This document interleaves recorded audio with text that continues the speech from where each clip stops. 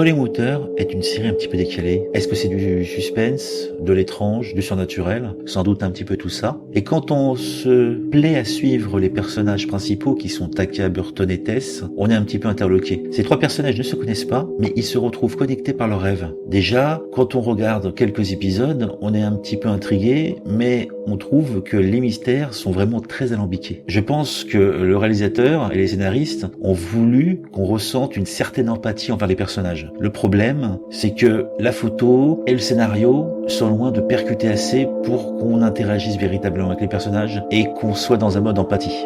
Donc quand vous êtes un téléspectateur et que vous vous retrouvez forcé de vous impliquer dans une suite d'histoires à la limite du compréhensible et de suivre sans aucune explication préalable des personnalités qui possèdent des motivations aussi simplistes qu'absurdes, c'est vraiment difficile de prendre à la sauce. Et si en intellectualisant comme un damné, on peut très bien prendre et appréhender le postulat qui joue sur la fine frontière entre le rêve et la réalité, il est très difficile d'accepter que les personnages puissent baser leurs décisions sur un ressenti éphémère, comme un rêve ou une impression déjà vue. Après, l'idée que le rêve empiète sur la réalité est très très bon. De même, on peut très bien imaginer que nous soyons tous connectés d'une façon ou d'une autre, sans que nous en ayons conscience. Pour résumer, Falling Water mélange, hélas pas habilement, le thriller, le fantastique. Bien qu'ils arrivent à poser les postulats de base de leurs idées, ça laisse vraiment dubitatif. Je ne suis pas sûr que les gens accrochent. En tout cas, moi, j'ai un mal fou. Je regarde parce que je voudrais un petit peu que ça débouche sur quelque chose. Mais pour l'instant, c'est vrai que je tape un petit peu